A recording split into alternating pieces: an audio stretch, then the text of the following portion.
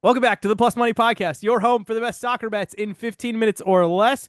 We've got a nice weekend of European ball before we head back to the quiet doldrums of international break in October. But we're coming off a very strong week of Champions League, of Europa League. I'm Andrew Passaro. He's Nick Dianni.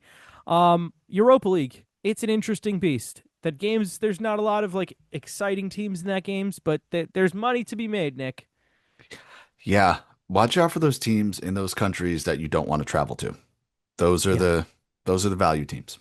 Yeah. Yeah. Also, just hot tip for Europa League in 3 weeks from now. Dinamo Zagreb have scored two or more goals in all but one of their games this season. I think they've now played 10 games in all competitions. So there are certain teams that just know how to score two goals every game, no matter who they play. And there's no Giants in this competition because Nottingham Forest are the most rudderless team. We're not fading them this weekend, but if you want to put Newcastle money line in a parlay this weekend, it is probably the most free bet of all time, because Nottingham Forest have to travel to Newcastle, and Newcastle are going to mow them down. But we got a good weekend. Manchester United Sunderland is our first game on the board. Um, I have three plays here. Oh, One is probably the safe play. Another one's the cheeky fun play, and then one's the are you feeling it, Mr. Krabs play. The easy safe play is both teams to score because it's minus 128. It's hitting 5 of 7 for Manchester United, 3 of 7 for Sunderland. There is no way. And I know that this is more than squeaky bum time for Ruben Amorim, but this Sunderland team can absolutely play. They've shown that they belong in the Premier League, and Manchester United have shown time and time again that they are a below average Premier League team. Sunderland is not going to walk into Old Trafford and be scared, in my opinion. I think they go in there, they get a goal, which is why I also like both teams to score and over 2.5 goals at plus 110. Again, it's only 1 of 7 for Sunderland, but it's 4 of 7 for Manchester United. They had a very dramatic win at home against Burnley, who I really like to go down, and Sunderland, in my opinion, are better than Burnley. The crazy one, the Are You Feeling It, Mr. Krabs? Sunderland double chances plus 160. I don't know if I'm putting it in, but I can't not tell the people that this Manchester United team that I correctly, we're week 7. I think they're a bottom 10 team, like I told you all before the season kicked off. I think the Sunderland team has no fear in this dojo that is Old Trafford. I don't think Amarim. I think Manchester United do get the win. That's why I don't love double chance, but I don't think Amarim has this team ready to go and can take down Sunderland. And it sounds like you're on the absolute opposite of ends of me. hate to do it. One of us is going to be right. One of us is going to be wrong. I'm on under three at minus Okay. 120. I just Sunderland's defense has been good. They did not give up a goal to Crystal Palace. They did not give up a goal to Forest. They only gave up a goal to Villa, but they were down a man. So I don't know. Like you said, I don't think there's going to be any fear. Like I agree with your logic. I really would love to see them win in this game. I think that would be fantastic. But I think they're going to have to play it a little bit tighter than maybe you want them to. And I most certainly don't think United are scoring two goals, three goals. So I think the under three is kind of safe here. I think there's a little bit of protection. Even if there is a 2-1 winner, you're going to push.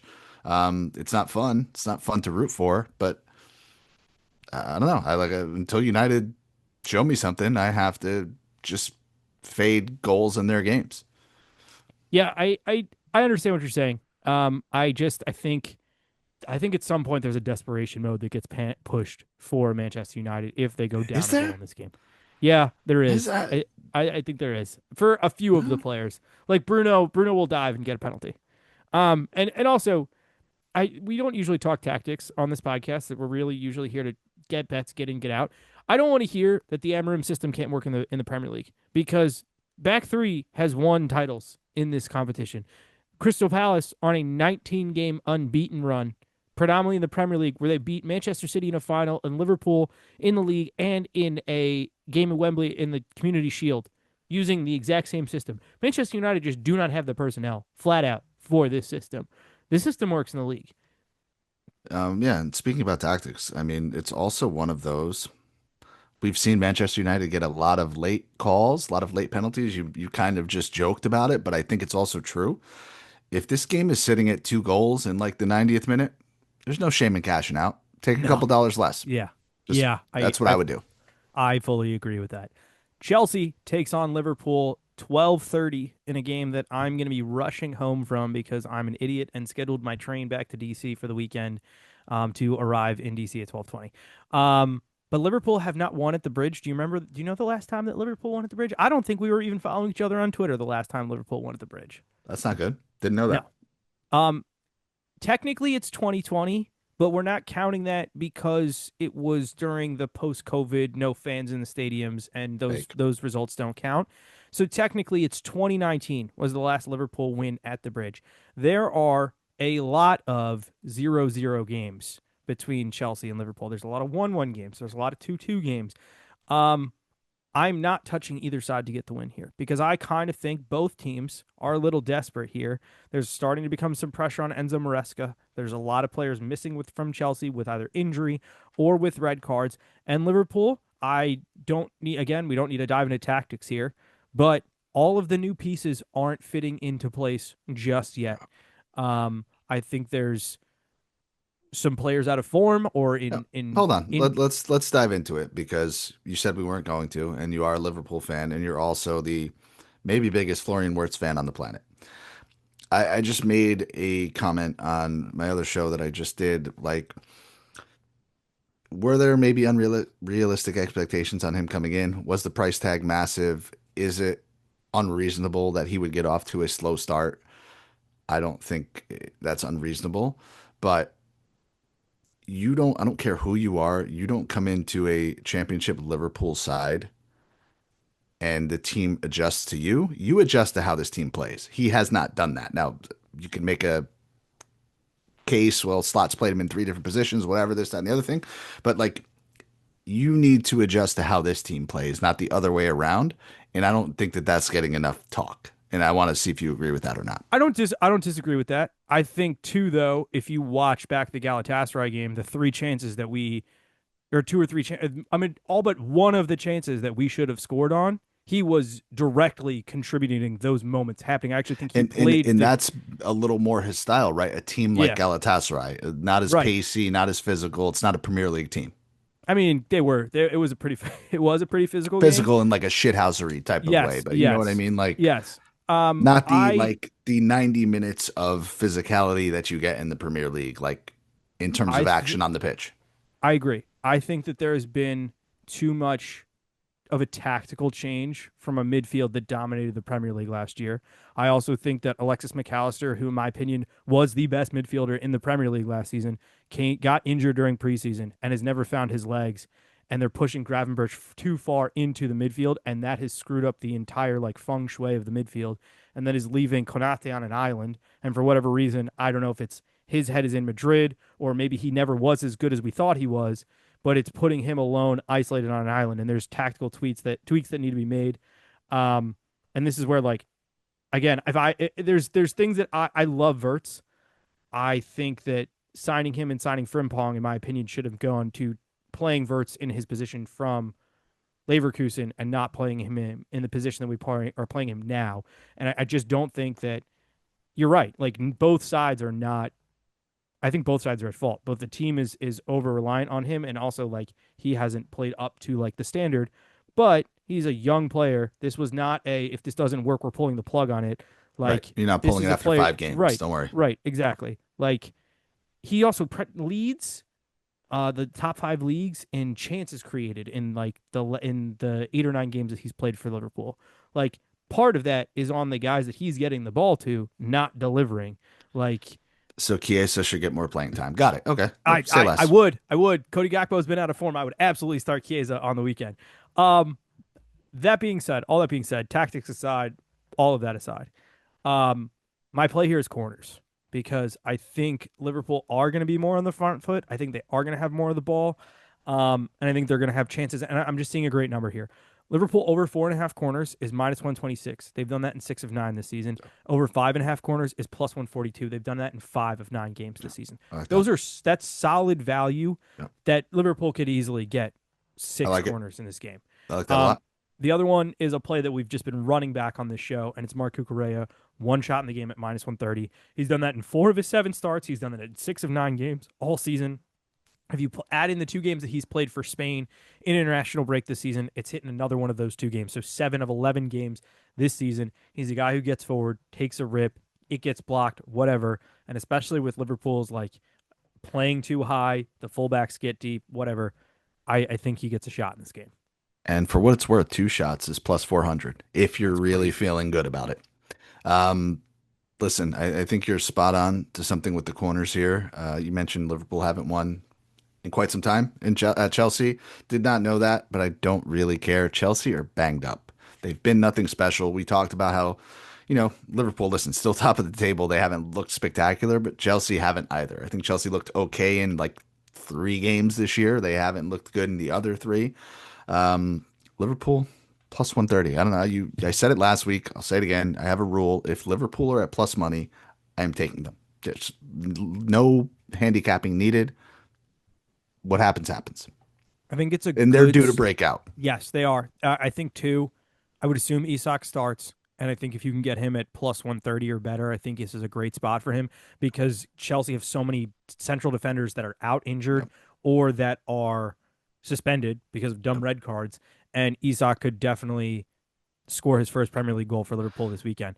Plus Um, 150 on Hard Rock for what it's yeah, worth. and again, just wait for if Chiesa comes in off the bench immediately. Shot on target, hammer it because he's gonna get it if he If gets you, in. if you Gets in can this take game. that live, absolutely. Remind me, who's Chelsea's goalie?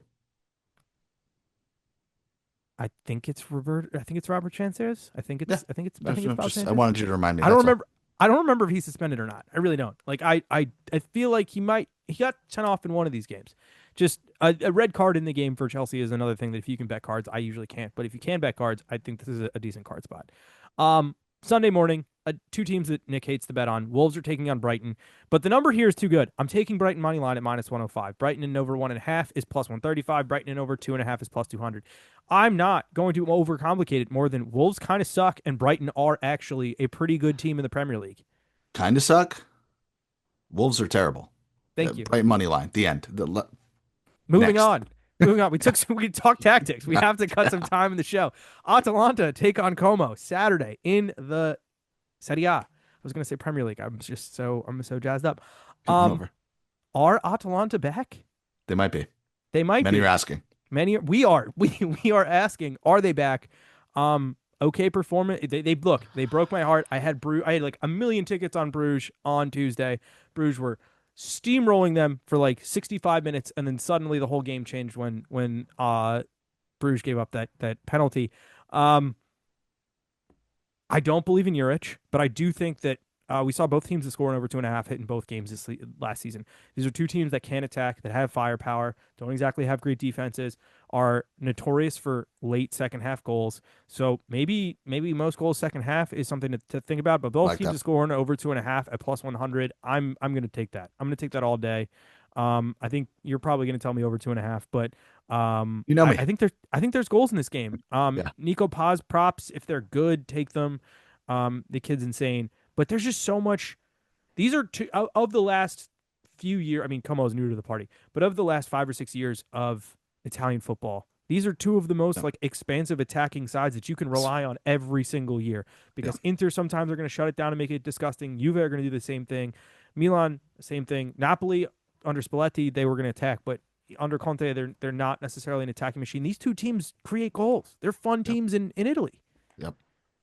They're almost back. They really are. Like for the last 4 years, Atalanta team total has been automatic. We are so close to getting that back, even with Juric as the coach. So love to see it. They're a deserved favorite at home in this one. I think they're better than I thought they would be. I think Como are fine, but they are limited outside of Nico Paz, right? Like, I mean, that's just reality. They have other decent players, but I don't think they're going to be able to put in those performances game in and game out the way people maybe thought they would before the season started. At least I hope not, because I've been advocating against it since before the season. I want to be so correct on that front. But over 2.5. I mean, on the off chance that one of these teams explodes and wins 3-0, minus 120 for over 2.5. But over 2.5, both teams to score is very much the play. One thing to worry about for Como is Jesus Rodriguez, the left winger from Spain, who's very good. Also, I think he's 20 years old. He is suspended because he picked up a dumb second yellow card last weekend. Juventus play Milan. We teased Milan. Are they back? Are we talking about them? So bad. I texted friend of the pod Martino to see if they were back during the Napoli game when they were up. He was like, "Don't do this to me right now." And then like 4 hours after the game, he texted me they are confirmed back. Juve Milan is this is gonna be a fun game. Over 2.5 is +1 is plus numbers. I could be into it. Both teams to score at -128. I love it. I know Milan have been kind of yes, they gave up a goal to Napoli, but have kind of had some shutout wins. Uh, Christian Pulisic, one shot on target is -115. Two shots is -140. Shot on target is hitting 6 of 7 matches for him. Sure Two shots, has. 3 of 7. I think shot at target is the play there, and then both teams to score is the other. I mean, I he's plus 300 score. You're giving me the top goal scorer in the league at plus 300. I know it's tough to go to Juve, but I don't know. Like, again, that there's like, you don't need to handicap anything around it. I'm not saying it's going to hit, but if you give me a top team, a top player at massive numbers like that, you have to consider it. Also we did this last year when Christian's on a heat check. You ride the heat check until Yes. he gets hurt. That's like end of discussion. Okay, like Pulisic props are in play this weekend. Yep. Um, Game kind of screams draw to me. Like Yes. late That's it. late goal from one of these two teams. Yep. Yeah, listen, Juve are starting to turn into who I thought they might be, who we all thought they might be. They're starting to give up some goals. Bremer's been hurt. That obviously is a big, big, big miss for them. They've drawn two in a row. They blew a game in the Champions League this weekend, which is not good, in a game that they were leading. Milan are the team, right? They are a Cremonese wonder goal away from being undefeated and being in sole first place in the league. That's not a mistake. That's not an accident. Max Allegri is the guy. If you don't think he's thinking about revenge in this game, I think you're wrong. Milan draw no bet is -110. I don't It's care. I not don't care bad. that they're away. I correctly called that they would beat Napoli last week. They did it. I don't think that game would have even been particularly close if it wasn't for the red card. I expect Milan to do more of the same. And until Juve can show us something offensively outside of give the ball to Yildiz and pray, you got to go with Milan in this one. Can I talk you into Milan team total over 1.5 at +160? It's a big, big, big number, and they've hit two goals, I think, in four of the five games they've played. So you can Yeah, absolutely talk me into it. that's really juicy. I do Yep. like that a lot. All right, both teams to score parlay time. I hit one in the +300s last weekend, so we're gonna stick with that. We're going Leverkusen in Mainz because every Leverkusen game is a both teams to score game. Somehow that's like -135.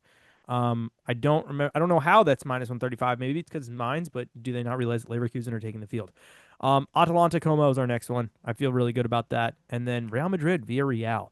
Villarreal, very good offense, and Real Madrid, so-so defense. They got a shutout in the middle of the week because they were playing a team in Kazakhstan, but they're coming back from a 17-hour flight, and Villarreal got to play at home. So I like both teams to score there. That's +331 for you guys watching at home. We will be taking the week off with international break. Does that mean that we will not be betting on games and desperately sweating out our Italians as they try to make up as many goals as humanly possible? Yes, we will be betting as many games as humanly possible, but we will not be doing an episode. I got lost in my own question there, so I didn't know if I was supposed to say yes or no. But that's the way it is. It's been a long week. Like I said, we'll be back in 2 weeks as we get back for Liverpool, Manchester United. Enjoy your international break. Enjoy your weekend. More plays over on the Patreon. 5 more games. Bunch of goal scorers. It's $5. You get a free week when you sign up. So if you haven't checked it out now, give it a try now, and there'll be picks for international break that'll go up there first before they go anywhere else. Theplusmoney.com on patreon.com. Until next week, best of luck. Gamble responsibly. See you soon.